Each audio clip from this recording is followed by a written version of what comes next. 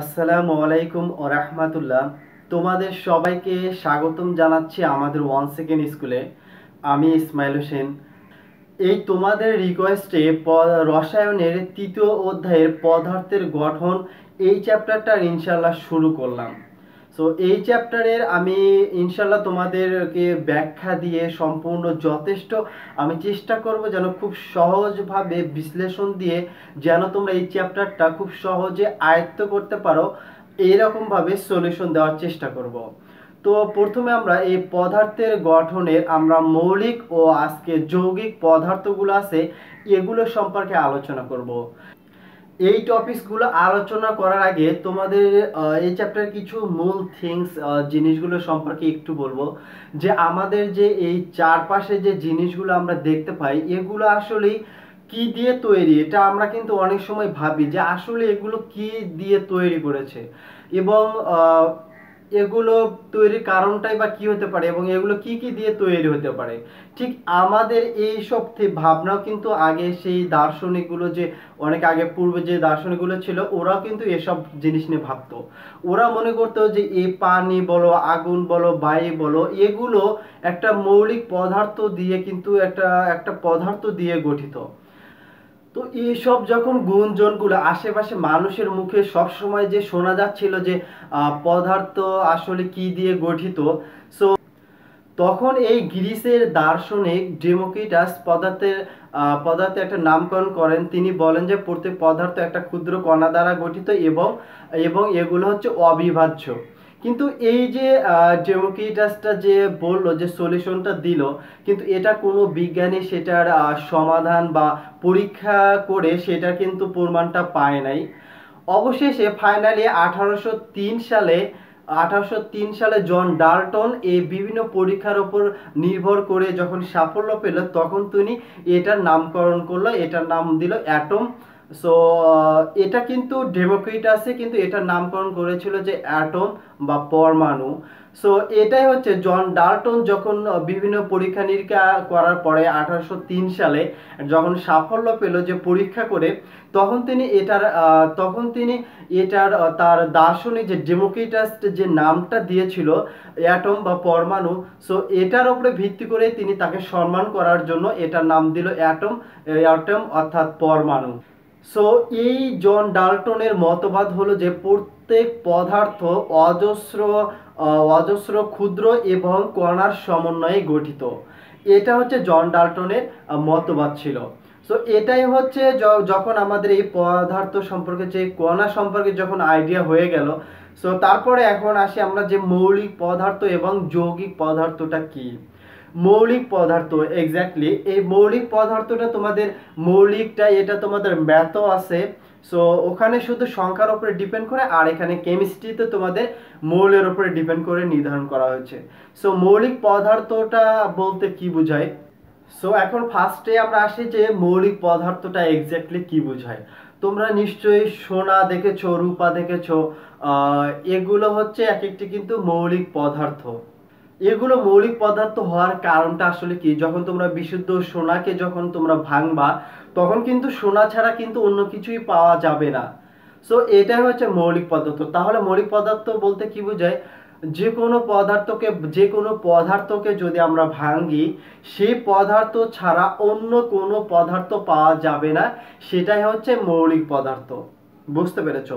অর্থাৎ কোনো পদার্থকে যদি আমরা ভাঙি সেই পদার্থ ছাড়া অন্য কোনো পদার্থই পাওয়া যাবে না, সেটাই হচ্ছে মৌলিক পদার্থ। যেমন তোমরা যেমন যেমন কি জানো, যেমন হচ্ছে যেমন নাইট্রোজেন, অক্সিজেন, তারপর আছে সালফার, বিভিন্ন নিয়ন, সালফার, কার্বন, ক্যালসিয়াম, এই যে এগুলোই দেখো আরো অনেক আছে।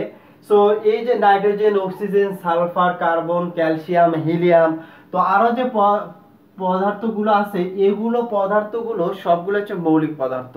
কারণ যদি আমরা নাইট্রোজেন এবং অক্সিজেন কার্বন এগুলো যদি আমরা ভাঙি তখন এই কার্বন ছাড়া অন্য কোনো জিনিস আমরা পাবো না।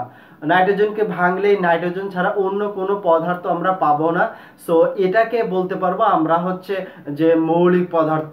কারণ আমরা মৌলিক পদার্থের সংখ্যাটা জানি যে কোনো পদার্থকে যদি আমরা ভাঙি সেই পদার্থ ব্যতীত অন্য কোনো পদার্থ পাওয়া যাবে না, সেটাই হচ্ছে মৌলিক পদার্থ। এ পর্যন্ত 118টি মৌল আবিষ্কার হয়েছে এবং এর মধ্যে 98টি প্রকৃতিতে পাওয়া যায় এবং বাকিগুলো মৌলগুলো গবেষণাগারে তৈরি করা হয়। সো এগুলো হচ্ছে কৃত্রিম মৌল বলা হয়। সো তোমরা মৌলিক পদার্থ বলতে বুঝতে পেরেছো যে মৌলিক পদার্থ হচ্ছে সেই পদার্থকে আমরা বলবো যে পদার্থকে ভাঙলে ওই পদার্থ ব্যতীত অন্য কোনো পদার্থ পাওয়া যাবে না, সেটা হচ্ছে মৌলিক পদার্থ। বাট তোমরা এখানে দেখো যে সালফার ডাইঅক্সাইড এবং যদি আমরা পানির যদি বিবেচনা করি তাহলে এগুলো আসলে মৌলিক পদার্থ কিনা এটা একটু খেয়াল করো। সো এখানে দেখো যে সালফার ডাইঅক্সাইড এবং পানি এগুলো কি মৌলিক পদার্থ কিনা। আমরা যদি এই সালফার ডাইঅক্সাইডকে রাসায়নিকভাবে বিশ্লেষণ করি, ভাঙি বা রাসায়নিকভাবে বিশ্লেষণ করি এবং পানিকে যদি বিশ্লেষণ করি তাহলে এখানে কিন্তু সালফার এবং অক্সিজেন পাবো, এখানে হাইড্রোজেন এবং অক্সিজেন পাবো। সো এটা সালফার ডাইঅক্সাইড এবং পানি এগুলো হচ্ছে মৌলিক পদার্থ না। আশা করি তোমরা বুঝতে পেরেছো। এবার আমরা যৌগিক পদার্থ সম্পর্কে ব্যাখ্যা দেই যে যৌগিক পদার্থ সম্পর্কে বলতে কি বোঝায়। এই সালফার ডাইঅক্সাইড এবং পানি এগুলো কিন্তু যৌগিক পদার্থ। এগুলো কেন যৌগিক পদার্থ সেগুলো আমরা এবার শুনি যে যৌগিক পদার্থ বলতে কি বোঝায়। সো তোমরা মৌলিক পদার্থ বেলায় কি ছিল যে কোনো পদার্থকে ভাঙলে ওই পদার্থ ব্যতীত অন্য কোনো পদার্থ পাওয়া যাবে না, সেটাই হচ্ছে এক্স্যাক্টলি হচ্ছে মৌলিক পদার্থ। আর যৌগিক পদার্থটা বলতে কি বোঝায় যে কোনো পদার্থকে ভাঙলে এক বা একাধিক অর্থাৎ দুই বা ততোধিক আমরা পদার্থ পাবো, সেটাই হচ্ছে যৌগিক পদার্থ। যেমন পানিকে যদি ভাঙলে অর্থাৎ বিশ্লেষণ করি, যদি রাসায়নিকভাবে বিশ্লেষণ করি এখানে হাইড্রোজেন এবং অক্সিজেন পাবো। কি পাবো? পানিকে যদি আমরা বিশ্লেষণ করি এইটার মধ্যে আমরা কি কি জিনিস পাবো? একটা হাইড্রোজেন পাবো আর একটা কি পাবো? অক্সিজেন পাবো। সো এই যে হাইড্রোজেন এবং অক্সিজেন এখানে কিন্তু আমাদের একটা কোনো পদার্থ ছিল না। পানিকে যখন ভাঙলাম বা রাসায়নিকভাবে বিশ্লেষণ করলাম তখন দেখতে পেলাম হাইড্রোজেন এবং অক্সিজেন পেলাম। সো এই হাইড্রোজেন এবং অক্সিজেন এটা কিন্তু দুইটা পদার্থ, এটা কিন্তু একটা পদার্থ না। এই জন্য এটা হচ্ছে যৌগিক পদার্থ। এই জন্য এটাকে আমরা কি বলবো? পানি একটি কি? পানি একটি যৌগিক পদার্থ। ওকে, পানি একটি যৌগিক পদার্থ কেন হলো? যখন আমরা পানিকে রাসায়নিকভাবে বিশ্লেষণ করলাম তখন দেখতে পেলাম এর মধ্যে হাইড্রোজেন এবং অক্সিজেন আছে। সো আবার যদি আমরা সালফার ডাইঅক্সাইড এটাকে যদি আমরা ভাঙি বা বিশ্লেষণ করি তাহলে সালফার পাবো এবং কি পাবো? অক্সিজেন পাবো। সো এখানে হাইড্রোজেন 2 এবং সালফার ডাইঅক্সাইড। সো এই যে এখানে খেয়াল করো সালফার ডাইঅক্সাইডকে যখন আমরা রাসায়নিকভাবে বিশ্লেষণ করলাম তখন সালফার এবং কি পেলাম? অক্সিজেন পেলাম। সো এটাই হচ্ছে যৌগিক পদার্থ। আবার যদি আমরা এরকম অনেক এক্সাম্পল আছে, যদি কার্বন ডাইঅক্সাইডকে যদি রাসায়নিকভাবে বিশ্লেষণ করি কার্বন এবং অক্সিজেন পাবো। সো এই যে কার্বন এবং অক্সিজেনটা পেলাম এটাই হচ্ছে দুইটা পদার্থ। এই দুইটা পদার্থ হওয়ার কারণে এটা যৌগিক পদার্থ আমরা বলতে পারবো। কারণ আমরা জানি যে যৌগিক পদার্থ তাকেই বলে যে পদার্থকে ভাঙলে বা রাসায়নিকভাবে বিশ্লেষণ করলে দুই বা ততোধিক পদার্থ পাওয়া যায়, সেটাই হচ্ছে যৌগিক পদার্থ। আরেকটা জিনিস মনে রাখবা যে যৌগের মধ্যে মৌল সমূহের অনুপাত সবসময়ের জন্য একই থাকে। যেমন পানির মধ্যে যদি আমরা এটা যদি নমুনা আমরা পানির যেখানে থেকে নেই না কেন সেখানে কিন্তু হাইড্রোজেনের অনুপাত আকারে যদি আমরা প্রকাশ করি তাহলে কি হবে? যদি অনুপাত হিসেবে যদি পানির লিখি আমরা তাহলে কি হবে? 2:1 হবে। সো এই যে 2 মোল কত? দুইটা পরমাণু হাইড্রোজেন এবং একটা অক্সিজেন। সো যেখান থেকে আমরা পানিকে নেই না কেন সেখানে কিন্তু এই অনুপাতগুলো কিন্তু একই রকমই থাকবে। সো এটাই হচ্ছে যৌগিক পদার্থ। এবং আরেকটা খুব মজার একটা জিনিস যে সেটা হলো যৌগ সমূহের ধর্ম এবং মৌল সমূহের ধর্মটা দুইটার কিন্তু আলাদা। এটা কিভাবে হলো তোমাদের বলি। যে যৌগ যখন আমরা পেলাম H2O, এইটা যখন আমরা যৌগটা পেলাম, সো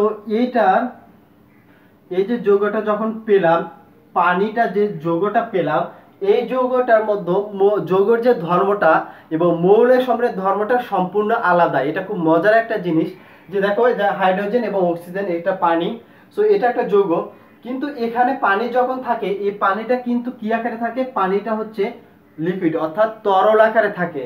বাট যখন এখানে মৌল অবস্থায় ছিল হাইড্রোজেন, কিন্তু এটা আমরা জানি যে এটা হাইড্রোজেন কিন্তু এটাও গ্যাস এবং অক্সিজেন এটাও কিন্তু গ্যাস। সো এখানে যখন মৌল অবস্থায় ছিল তখন কিন্তু হাইড্রোজেন এবং অক্সিজেন উভয় কিন্তু গ্যাস অবস্থায় ছিল, কিন্তু আমরা যখন একটা যৌগ পেলাম তখন কিন্তু এটা একেবারে পানি, যেটা হচ্ছে তরল বলা হয়। সো এগুলোই হচ্ছে যৌগিক পদার্থ। আশা করি তোমরা মৌলিক ও যৌগিক পদার্থ সম্পর্কে বুঝতে পেরেছো। সব সময়ের জন্য মৌলিক পদার্থে মনে করবা যে কোনো পদার্থকে ভাঙলে শুধু ওই পদার্থ ব্যতীত অন্য কোনো পদার্থ পাওয়া যাবে না, সেটাই হচ্ছে মৌলিক পদার্থ আমাদের। যেমন নাইট্রোজেন আছে, নাইট্রোজেন আছে, কার্বন আছে, সালফার আছে, হিলিয়াম আছে। এই যে এগুলো যে পদার্থগুলো দেখতে পাচ্ছি এগুলো সব সময়ের জন্য এগুলো হচ্ছে মৌলিক পদার্থ। কারণ এগুলোকে যদি আমরা ভাঙি তাহলে আমরা ওই পদার্থ ব্যতীত, কার্বনকে ভাঙলে কার্বন ছাড়া অন্য কোনো পদার্থ পাবো না। আবার যদি তোমরা হিলিয়ামকে ভাঙবে হিলিয়াম ছাড়া অন্য কোনো পদার্থ পাবো না। সো এটাই হচ্ছে মৌলিক পদার্থ। আর যৌগিক পদার্থ হচ্ছে যেসব পদার্থকে ভাঙলে বা রাসায়নিকভাবে বিশ্লেষণ করলে দুই বা ততোধিক আমরা পদার্থ পাবো বা মৌল পাবো, সেটাই হচ্ছে যৌগিক পদার্থ। যেমন সালফার ডাইঅক্সাইড, পানি, আবার হচ্ছে কার্বন ডাইঅক্সাইড, এগুলো যেমন ক্যালসিয়াম কার্বনেট, অনেক অনেক আদার্স অনেক কিছু হয়, এগুলো হচ্ছে যৌগিক পদার্থ। কারণ এগুলোকে যদি পানিকে ভাঙি হাইড্রোজেন এবং অক্সিজেন পাবো, এবং সালফার ডাইঅক্সাইডকে ভাঙলে সালফার এবং অক্সিজেন পাবো, কার্বন ডাইঅক্সাইডকে ভাঙলে কার্বন এবং অক্সিজেন পাবো। এই যে দুই বা ততোধিক যে আমরা মৌল বা পদার্থ পাচ্ছি, সেগুলোই হচ্ছে সাধারণত যৌগিক পদার্থ। আশা করি তোমরা বুঝতে পেরেছো। তো নেক্সট ভিডিও পর্যন্ত তোমাদের সবারই সুস্থ কামনা আশা করে আমি এখানে শেষ করছি। আল্লাহ হাফেজ।